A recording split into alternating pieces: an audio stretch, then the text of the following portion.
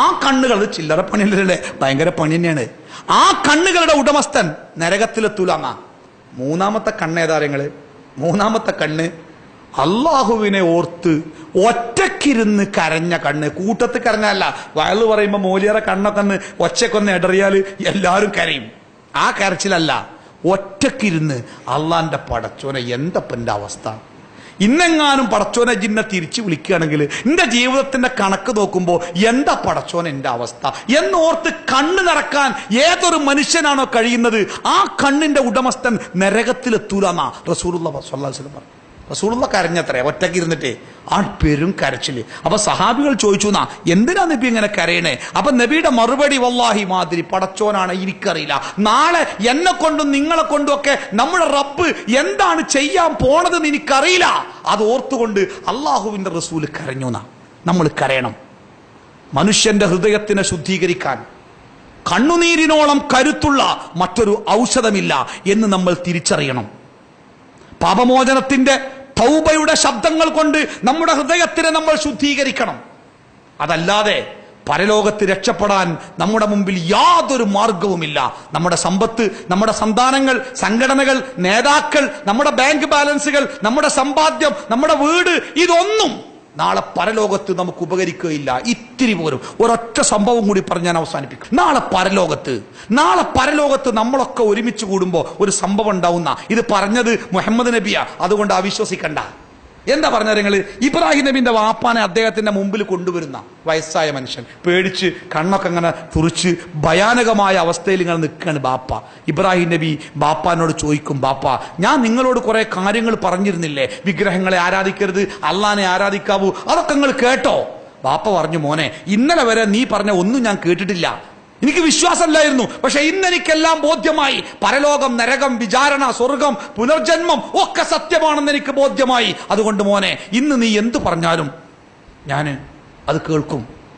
ഇബ്രാഹിം നബി അള്ളാഹിനോട് പ്രാർത്ഥിച്ചു. എന്താ പ്രാർത്ഥിച്ചോ? പടച്ചോനെ, ഇന്നത്തെ ദിവസം എന്നെ അപമാനിക്കുകയില്ല എന്ന് നാഥ നീ എന്നോട് പറഞ്ഞിരുന്നില്ലേ? എന്റെ സ്വന്തം പിതാവിനെ ഈ രൂപത്തിൽ കാണുന്നതിനേക്കാൾ എന്ത് അപമാനമാണ് റബ്ബേ എനിക്കുള്ളത്. നമ്മളൊക്കെ പ്രാർത്ഥിക്കണം എന്നാ എന്താ അറിയോ? വലാ തുഖ്സിനാ യൗമൽ ഖിയാമ എന്നാണ് വാക്കിന്റെ അർത്ഥം. പടച്ചോനെ, പരലോകത്ത് ജിന്റെ മാനം കെടുത്തരുത് റബ്ബേ. ഇന്നൊക്കെ നമ്മൾ ജീവിക്കുന്നത് മറയുടെ പിന്നിലാ. ഭാര്യമാരുടെ മുമ്പിൽ നല്ല ഭർത്താവാണ്, മക്കളുടെ മുമ്പിൽ നല്ല ബാപ്പയാണ്, നാട്ടുകാരുടെ മുമ്പിൽ നല്ല ആളാണ്, എല്ലാം നല്ല ആളാണ്. നമ്മളൊക്കെ ചെയ്ത പാപത്തിന്റെ ഭാണ്ഡക്കെട്ടുകൾ ഇങ്ങോട്ട് തുറന്നിട്ടേ അള്ളാഹു താല വൃത്തിയോടൊക്കെ വിചാരണക്ക് വേണ്ടി ഇങ്ങനെ എടുത്തിടുമ്പോ നമ്മളെ മക്കളൊക്കെ മൂക്കത്ത് വിരല് വെച്ച്, പടച്ചോനെ, ഇയാളെ ഇപ്പൊ ഞാൻ ബാപ്പാന്ന് വിളിച്ചിന്, തെറ്റൊക്കെ മനുഷ്യൻ കാട്ടിയില്ലേ, അതൊരു മാനക്കേടല്ലേ? അതുകൊണ്ടാണ് പ്രാർത്ഥിച്ചത്, അല്ലാഹുമ്മ ലാ തുഖ്സിനാ യൗമൽ ഖിയാമ, പടച്ചോനെ ഖിയാമത്ത് നാളിൽ നീ ഞങ്ങളെ മാനം കെടുത്തരുതേ റബ്ബേ. ഇബ്രാഹിം നബിയും പ്രാർത്ഥിച്ചിനി. അള്ളാഹു ഇബ്രാഹിം നബിക്ക് വാക്കും കൊടുത്തിനി, മാനം കെടുത്തൂല. ആ വാക്ക് വെച്ചുകൊണ്ട് ഇബ്രാഹിം നബി പറയാ, പടച്ചോനെ, എന്നെ മാനം കെടുത്തൂലെന്ന് റബ്ബേ നീ എന്നോട് പറഞ്ഞാലേ, എന്റെ വാപ്പാനെ ഈ രൂപത്തിൽ കാണുന്നതിനേക്കാൾ എന്ത് മാനക്കേട റബ്ബേ എനിക്ക് വേറുള്ളേ. എന്തേ പടച്ചോൻ പറഞ്ഞ്? ഇബ്രാഹിം എന്റെ വാപ്പയാണോ, സാരല്ല, ഈ വാപ്പാനെയും കൂട്ടി സ്വർഗത്തേക്ക് പോയിക്കോ, എന്നിട്ടൊരു ചായയൊക്കെ വാങ്ങിക്കൊടുക്ക് എന്നാണോ പടച്ചോൻ പറഞ്ഞ്? അല്ല. പടച്ചോന്റെ മറുപടി ശ്രദ്ധിച്ചു കേൾക്കണം. അള്ളാഹു പറഞ്ഞത്, ഇബ്രാഹിം, നിന്നോട് ഞാൻ പറഞ്ഞിട്ടില്ലേ ശിർക്ക് ചെയ്തവർക്ക് സ്വർഗം ഹറാമാണെന്ന്? അതാരെ ബാപ്പയായി, ഇമ്മയായി, മക്കളായി, ഭാര്യയായി, ആരായി ശിർക്ക് ചെയ്തവർക്ക് സ്വർഗം ഹറാമാണ് എന്ന് ഇബ്രാഹിം നിന്നോട് പറഞ്ഞിട്ടില്ലേ? പിന്നെ എന്തിനാ വെറുതെ ഒരു വാക്ക്? എന്നിട്ട് അള്ളാഹ് പറയാ, ഇബ്രാഹിം, നീ നിന്റെ കാൽച്ചുവട്ടിലേക്ക് നോക്ക്. ഇബ്രാഹിം നബി കാൽച്ചുവട്ടിലേക്ക് നോക്കിയപ്പോ കണ്ട കാഴ്ച എന്താ? റസൂലുള്ളാഹി സ്വല്ലല്ലാഹു അലൈഹി വസല്ലമ പറഞ്ഞത്, മണ്ണിൽ പുതഞ്ഞുപോയ ഒരു മാൻപേടയെ പോലെ, ചളിയിൽ കുടുങ്ങിപ്പോയ ഒരു പുള്ളിമാൻകുട്ടിനെ ആലോചിക്കണേ, അതിന്റെ മുഖം എന്തുമാത്രം ഭയാനകമായിരിക്കും, എന്തുമാത്രം ദയനീയമായിരിക്കൂലേ. ആ പുള്ളിമാൻകുട്ടിയെ പോലെ ഇബ്രാഹിം നബിയുടെ പിതാവ് അദ്ദേഹത്തിന്റെ കാൽ കീഴിൽ കടന്ന് വിറക്കുന്ന ഇബ്രാഹിം നബി നോക്കി നിൽക്കേ, അങ്ങനെ തന്നെയാണ് വാക്ക്. അള്ളാഹുവിന്റെ മലക്കുകൾ ആ മനുഷ്യനെ ചങ്ങലകളിൽ ബന്ധിച്ച് നരകത്തിലേക്ക് തൂക്കി അങ്ങോട്ട് എറിയുന്ന. അപ്പൊ നിങ്ങൾക്ക് എന്താ മനസ്സിലായത്?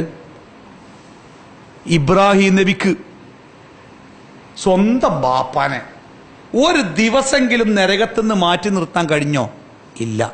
അപ്പോ നമ്മളൊക്കെ മനസ്സിലാക്കേണ്ടത്, ലോകത്ത് ഇന്നോളമുള്ള ജീവിതത്തിൽ എന്ത് സമ്പാദിച്ചു എന്ന ചോദ്യത്തിന് ഉത്തരമായിട്ട് നമുക്ക് പറയാനുണ്ടാവേണ്ടത്, പരലോകത്തിന് വേണ്ടി എന്ത് സംഭവിച്ചോ, എന്ത് സമ്പാദിച്ചോ അതാവണം.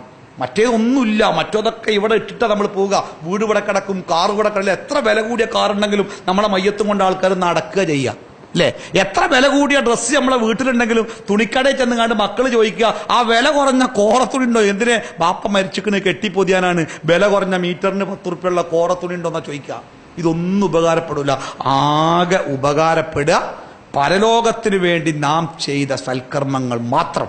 അതുകൊണ്ട് ഇതാ ജീവിതത്തിനെ സംസ്കരിക്കണമെന്നും സംസ്കരിക്കപ്പെട്ട അള്ളാഹു ഇഷ്ടപ്പെടുന്ന ഒരു ദാസനായിട്ട് മാറണമെന്നും ആഗ്രഹിക്കുന്ന ഏതൊരു മനുഷ്യനുണ്ടോ അവന് സംസ്കാരത്തിന്റെ വഴിയിലേക്ക് പ്രവേശിക്കുവാനുള്ള ഏറ്റവും നല്ല സമയം അവന്റെ മുമ്പിൽ എത്തുക.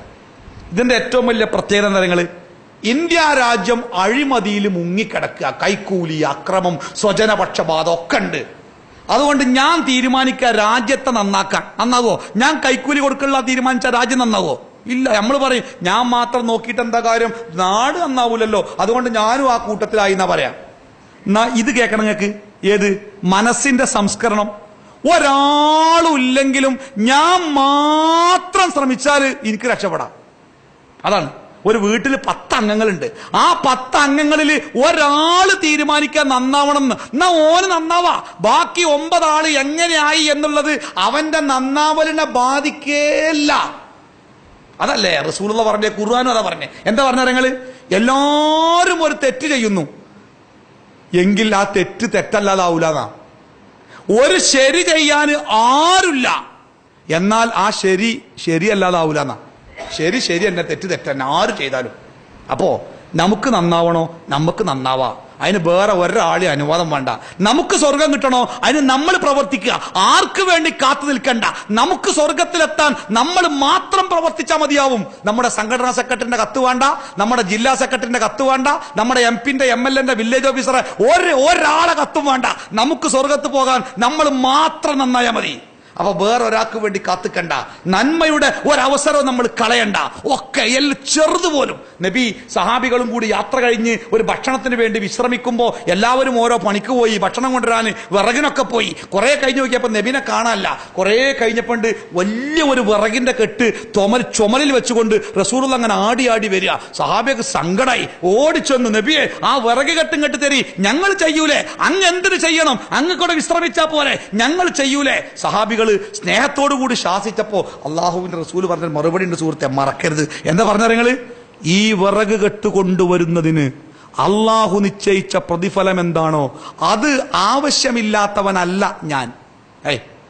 ഞാനല്ല പള്ളിക്കല മോലിയർ ചുമ്മറപ്പടിമ അങ്ങനെ ചമ്മറ ചാടി ഇങ്ങനെ ഇരിക്കും. ബാക്കിയുള്ളവരൊക്കെ അവല് കക്കല്. അപ്പൊ നമ്മളെന്താ വിചാരിക്കാലോ, മോലിയർക്ക് അതൊക്കെ മതി, മോലിയർ സ്വർഗത്ത് കുത്തിരിക്കല്ലേ, നമുക്ക് ചെയ്യാന്നാ വിചാരിക്കുക.